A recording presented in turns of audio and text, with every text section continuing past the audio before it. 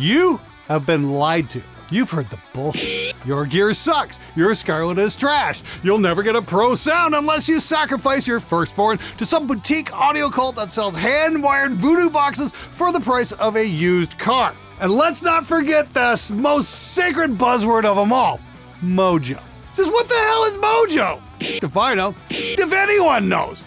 But it's amazing how fast you will drain your bank account chasing this imaginary tone fairy just because some YouTuber with a pedalboard fetish told you that it was vibey. Meanwhile, your cheap little interface, it's got a 116 decibel signal to noise ratio. Basically NASA level cleanliness. But to the tone-sniffing, knuckle-dragging fuckwits over on Gear Sluts, it's still unusable garbage because it doesn't have soul. Here's the truth. They're wrong. But not completely. Because even though entry-level preamps look incredible on paper, there's still one thing that they absolutely positively cannot do. And once you figure it out, you might just feel the sudden urge to torch your budget interface and join the big leagues. Okay, modern built-in preamps on interfaces like the Scarlett are clean.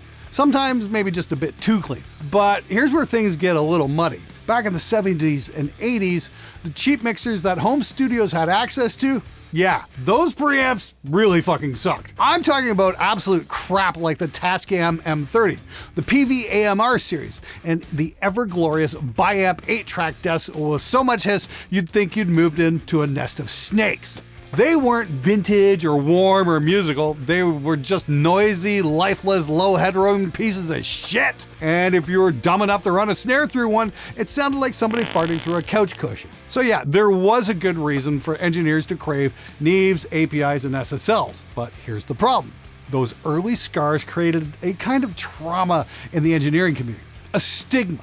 And that stigma got passed down like some sort of stupid fairy tale. And the same thing happened with digital audio. The first digital rigs in the 80s and early 90s were amazing for the time. But guess what happened? A bunch of engineers treated digital the same way they treated analog tape, driving levels right into the red because that's what you did to tape. Except digital doesn't saturate, it clips. Hard. And it sounds awful. And then the same people who didn't understand the gear turned around and called it brittle. It wasn't brittle, it was accurate. Too accurate for their dumbass workflows. And instead of adapting, they blamed the gear and whined about lost mojo, while continuing to drive vocals into a brick wall at plus 6 dBFS. And just like that, the myth was born. Digital is cold, digital is harsh, digital has no soul. Whatever the fuck that means. No, dumbass! You just didn't read the fucking manual! Still not convinced? Okay, try this little fact on for size. The vocals, lead guitars, and even the final mixdown of Metallica's Black Album were done digitally. In what, 1991? And when their digital high-end tape machines came up with errors and couldn't reproduce the amazing mixes they had created, they mastered the entire thing off a fucking DAT tape backup. Yes, you heard that right. One of the most iconic metal records of all time came off a glorified Walkman with a SPDIF output. So if you're still clutching your pearls and crying about digital being soulless, maybe the problem isn't the tech. Maybe it's the operator. And maybe the idiots complaining about digital should finally shut the fuck up!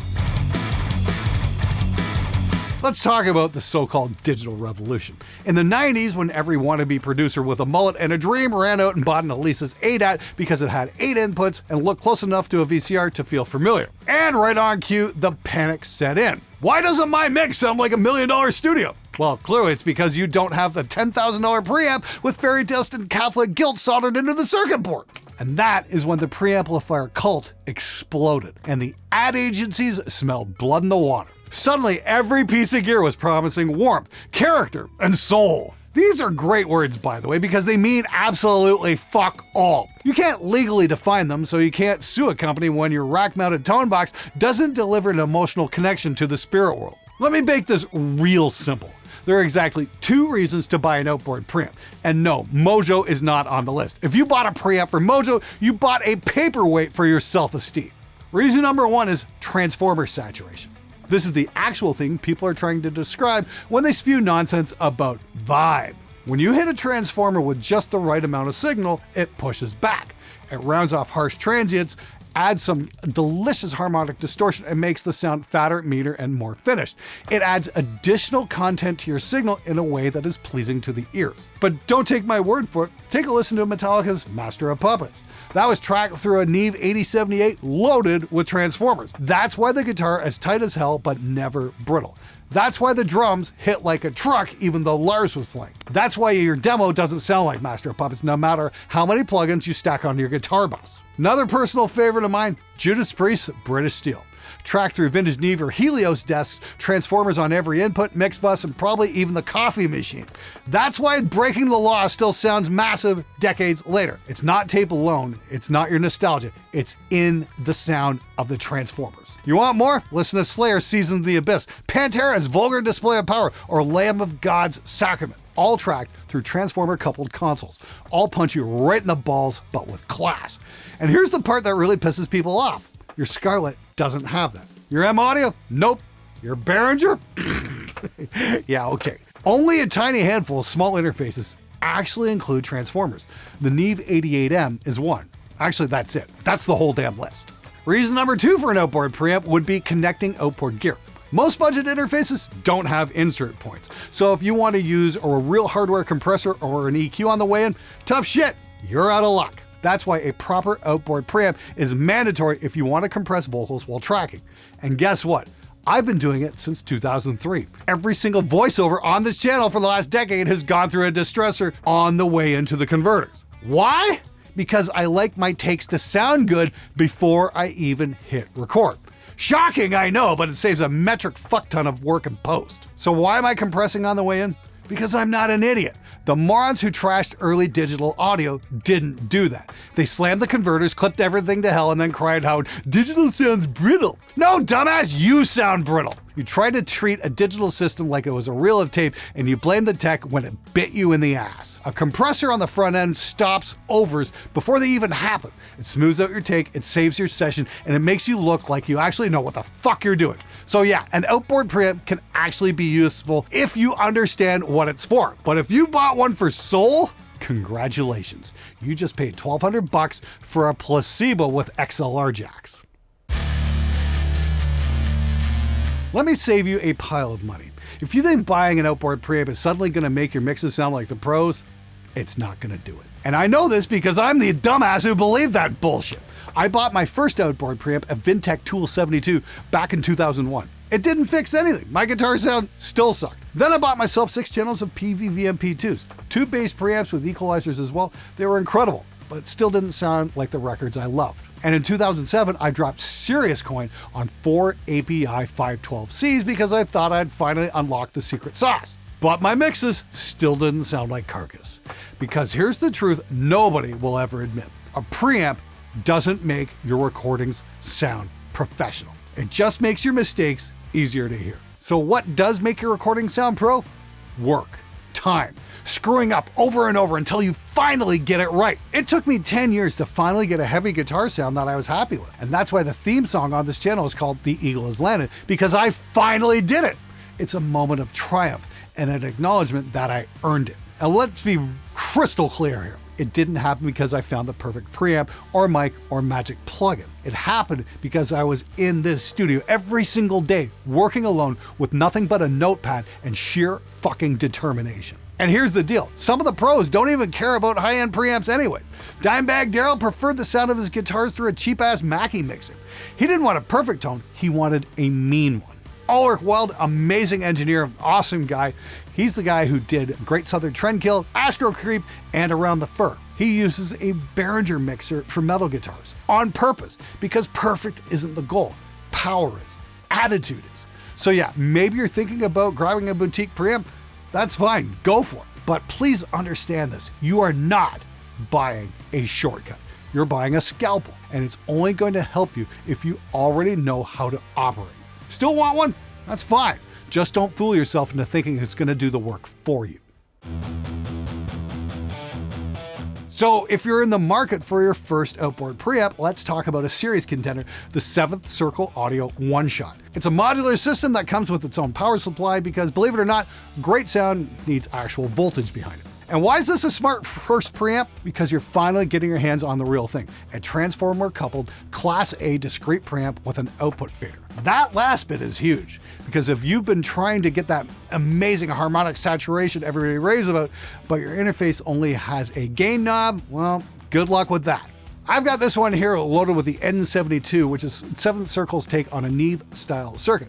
It's got gain for days and it literally does the thing. But here's something interesting to think about. Even API had to cave in and add faders to their legendary 512C in the form of the 512V, because guess what? Most people don't have mixing consoles anymore. And without an output fader, you simply can't drive a preamp into saturation without clipping your digital converters. And by the way, anybody out there want to buy 4 overpriced API preamps that don't even have an output knob? Because once I heard this,